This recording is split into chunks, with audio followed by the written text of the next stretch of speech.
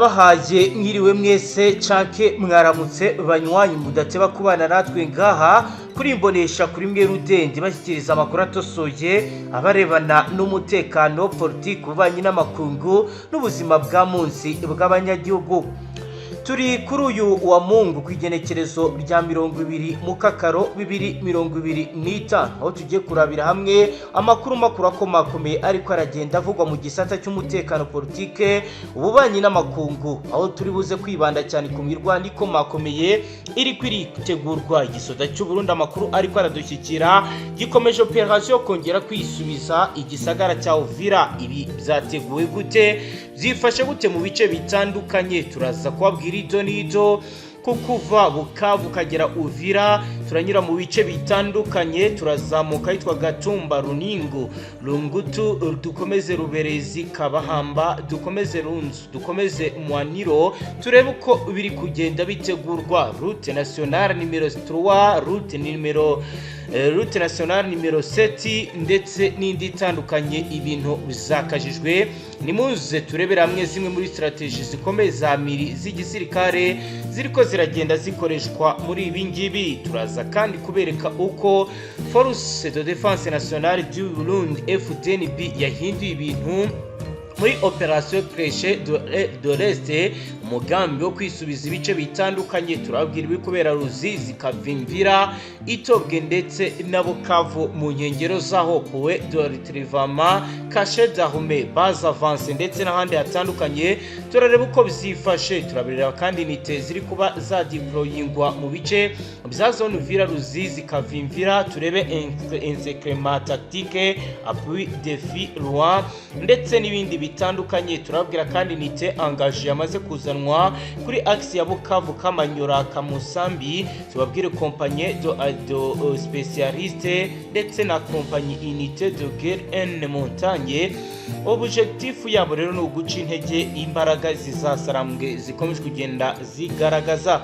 Turaza kubabwira ibijyanye na regiment spéciale iri kurwanira mu mashyamba. Turebe kandi ibijyanye na système de barrage, ibikoresho byangiza imiyoboro y'itumanaho byamaze gutegurwa. Tureba hamwe kandi ibijyanye na attaque cible RPG lance rocket biriko biragenda bitegurwa. Turababwira kandi uko bihagaze mu bice byegereye Bugarama nka Kamanyora. Tubabwira ibiri kubera Remera, Katindu. Tubabwire n'ibiri kubera Tanganyika Side mu bice bya Shwima na Rukutwe. Turebe uko umutekano uhagaze. Turaza kandi kubabwira ibijyanye n'intwaro zidasanzwe za mortier 90 mm, obusieri de 30, kanoni 6 mm CR. Turebere kamwe hamwe systeme idasanzwe iri gukoreshwa izwi nka systeme de détection thermique ndetse na radar portable ndetse na jamming devices zikomeje kugenda zizanwa. Biro ni biri gukorwa na unité spéciale infanterie ndetse bigakorwa mu rwego rwa propagande de mobilisation iri kwiragenda yibonekeza. Turaza kandi kubabwira stratégie ya mobile combat ndetse na mouvre rapide, coordination numérique n'ibindi bitandukanye biriko biribonekeza mu bice bya Remera, Ruvungi, Runingo ndetse na Katimba. Turaza kandi kubabwira camp de bataille iriko irubakwa neza mu bice bya Kamanyora, Kavimvira muri unité tactique spécialisée nkuko biriko biragaragara. Turaza kandi kubabwira Operation Tigre de la Montagne iri kwirategurwa na FDNB ku bufatanye na FRDC n'ibindi bitandukanye. Banywanyi ni muze tubane kuri page ikomeye yanditseho amakuru akomakomeye arebana n'imyiteguro y'urugamba twamaze gukikira. Kandi niba ari ubwambere dukurikiye uvyonde sabone kugira ngo utazongera gucikwa ukundi n'amakuru akomakomeye tubagezeho ngaya. Reka twinjire mu buryo buramvuye. Iminsi iraheze mu buseruko bwa leta n'intwaro rusange ya Kongo izasarambwe zongeye kugaragaza ko uruhande rwa leta ruri mu myiteguro ikomeye bidatinze. Ariko bwana Patrick Muyaya, umuvugizi wa guverinoma ya Kongo, nawe yavuze ko izasarambwe ziri kwegereza abarwanyi igisagara cya Uvira. Kuri ubu byabaye vice versa mu bice bitandukanye kuva Ruzizi, Kavimvira no mu misozi hanamye ya Intobwe yegera inkengero za Bukavu. Ibyatumye ubuyobozi bwa FARDC bugaragaza ko ubwo bigomba gufashwa bikomeye n'igisirikare cy'u Burundi muri operation Flèche de l'Est nk'uko bigaragara. Iyi ni operation militaire planifiée yo gufata ibice by'ingenzi byaba byarigaruwe n'izasarambwe cyangwa se bifite aho bihuriye n'inzira zerekeza bice bigenzurwa n'izasarambwe.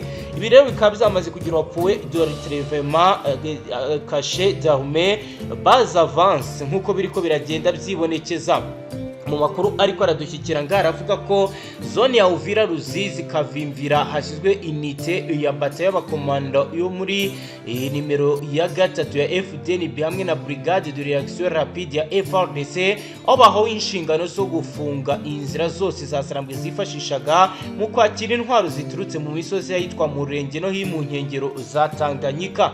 Umugero strategie ziri gukoreshwa za gisirikare harimo strategie izwi ku izina rya enseignement tactique gufunga icyerekezo cyose cy'umwanzi ku buryo atava aho hari kandi apu efu lodre gufasha ingabo n'ibifaru blend n'imbunda ziremereye aho bivuga ko bari gukoresha mu motazi 120 mm abusieri 105 mm.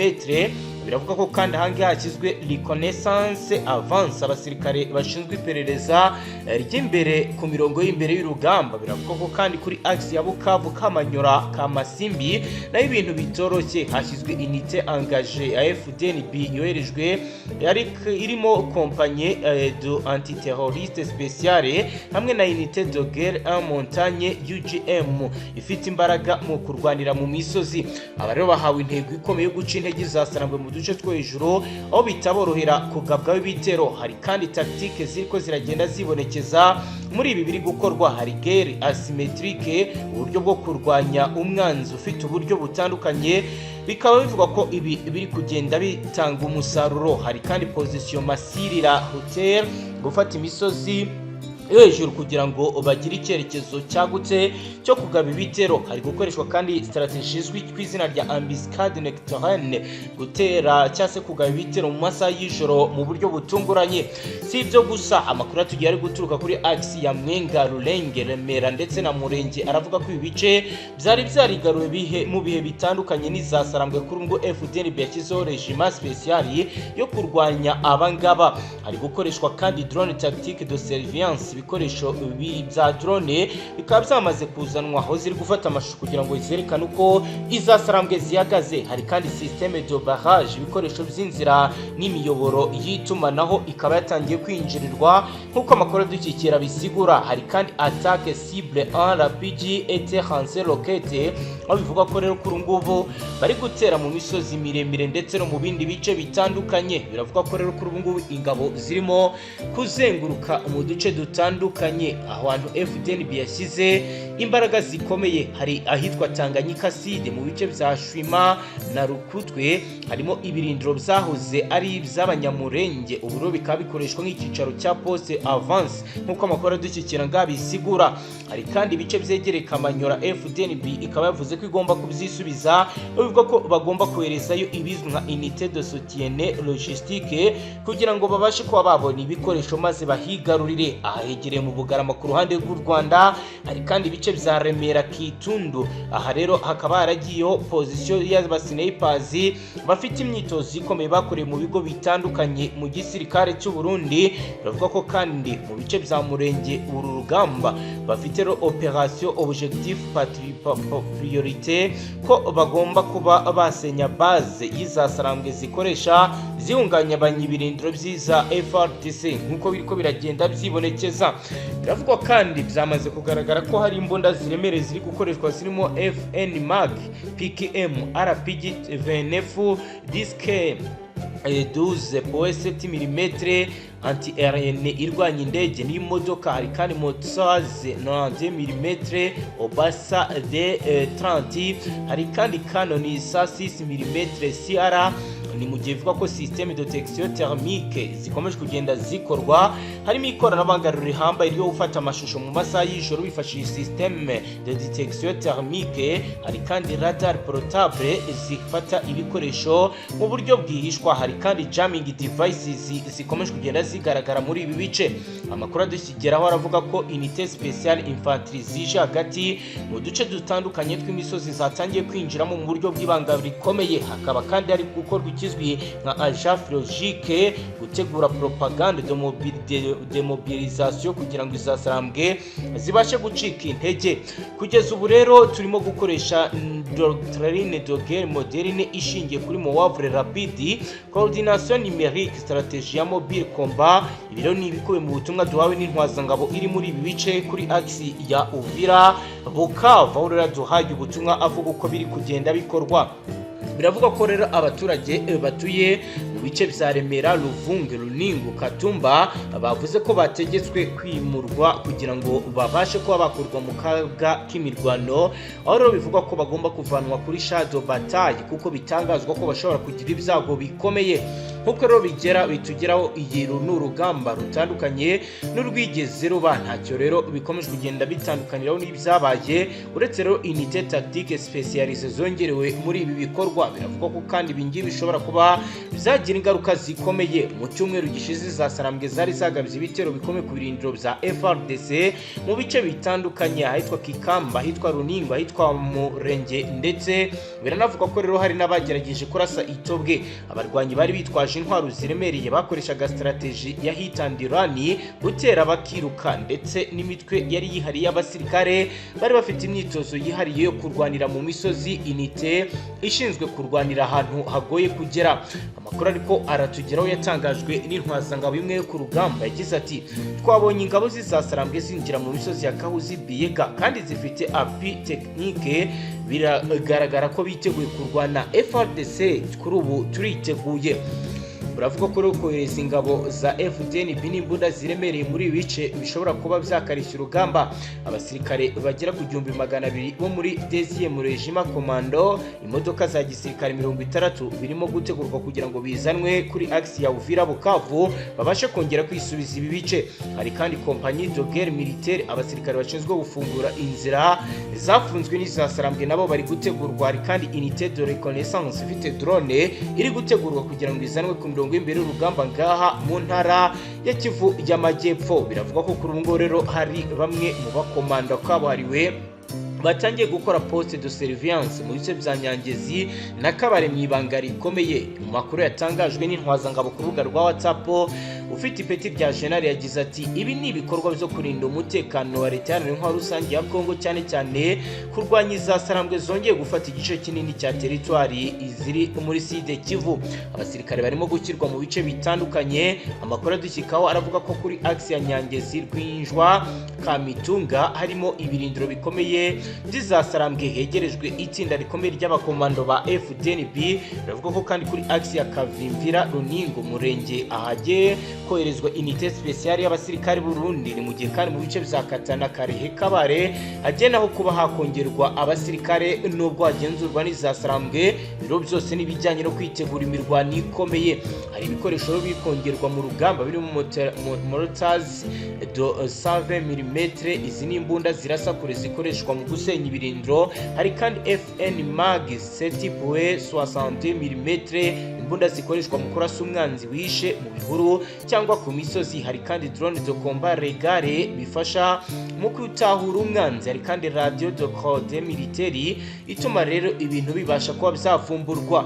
Izasarambwe nazo biravuga ko zongere AK 103 VN FAR RPG 29 Canon de 106 mm CR, imbunda za snipers zikoreshwa mu misozi ndetse na mine anti-shere zikaba ziri kongerwa. FDN bifite uburyo bwo guhangana n'izi mbunda binyuze muri unité de dominage, abasirikare bashinzwe gusenya mine za zizasarambwe bongerewe. Hari kandi guerre électronique iri kwirakoreshwa. Hari kandi attaque de situation, gutera imbunda hikakoreshejwe intwaro nyinshi.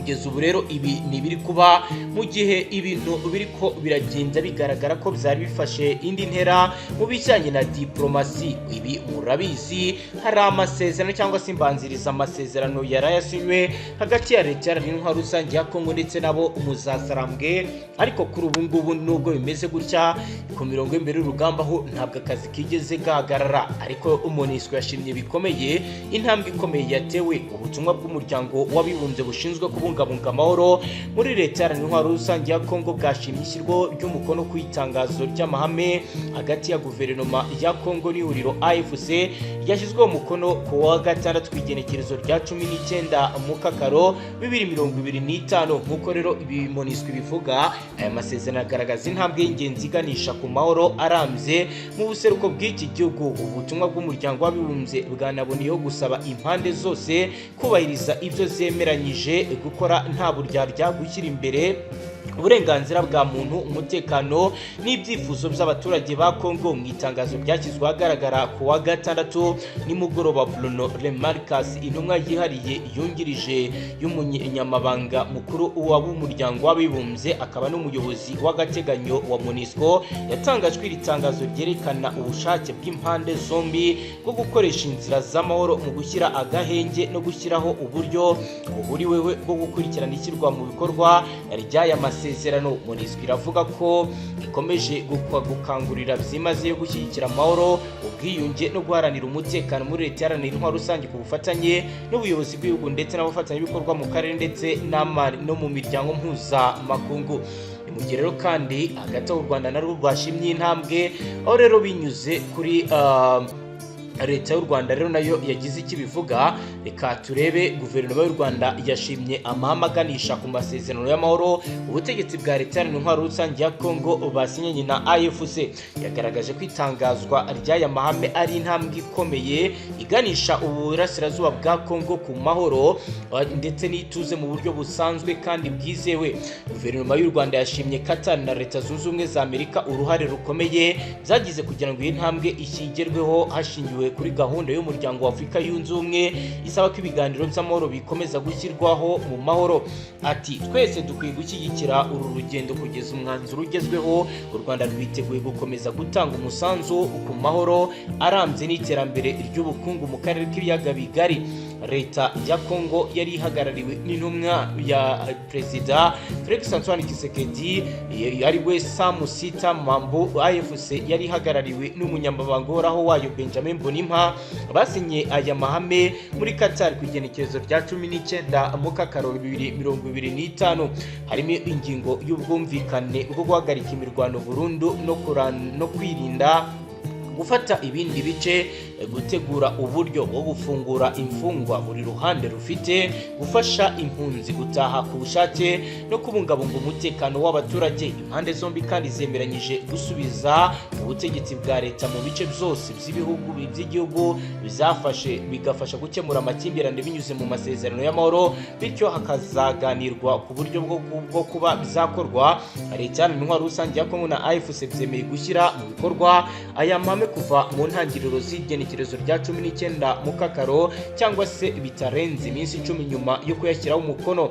Byemeranyije kandi gutangira ibiganiro byimbitse bitarenze iminsi 10 nyuma yo gushyira mu bikorwa aya mahame, bikazajyana n'amasezerano y'amahoro u Rwanda rwagiranye na leta y'intwaro rusange ya Kongo Washington DC ku igenekerezo rya 27 Mukakaro Ruheshi 2025. Impande zombi zumvikanye kuri biganiro bigana ku masezerano y'amahoro, ariko hagati aho nyuma y'uko ibi bikozwe hari amakuru mashya AFC yatangaje avuga ko leta iharanira intwaro rusange yatangiye kuzana amanyanga ku bijyanye n'iyi mbanziriza mushinga, aho umutwe w'izasarambwe wabeshyuje guverinoma ya leta iharanira intwaro rusange ya Kongo yatangaje ko ugomba kuvana ingabo zawo mu bice byo mu buseruko bwa Kongo ugenzura. Ku wa gatandatu nibwo uriya mutwe na leta ya Kongo bashyize amasezerano h'umukono, amahame yibanze mbere y'uko impande zombi zishyira amasezerano y'amahoro mu bikorwa.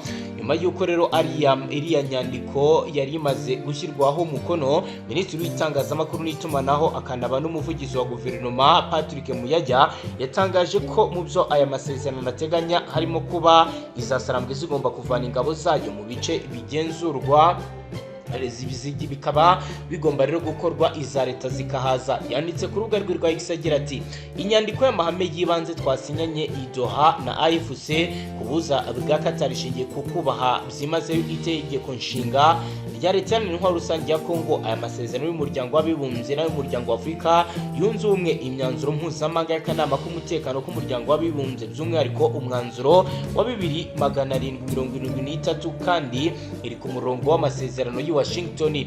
Yakomeje agira ati aya masezerano yemera imiryango itukura twamye turwanaho by'umwihariko kuva nta mananiza kwa AFC mu bice nta mananiza mu bice yigaruriye bikagarukwamo ingabo za leta, polisi y'igihugu, ubutabera ndetse n'ubuyobozi.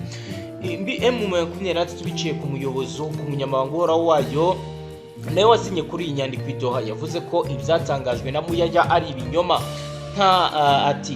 Nta hantu na hamwe mu nyandiko y'amasezerano agena amahame yibanze avuga ko AFC igomba kuvana ingabo mu bice igenzura. Yunzemo ati AFC ntabwo izasubira inyuma, nta metero n'imwe tuzaguma aho turi.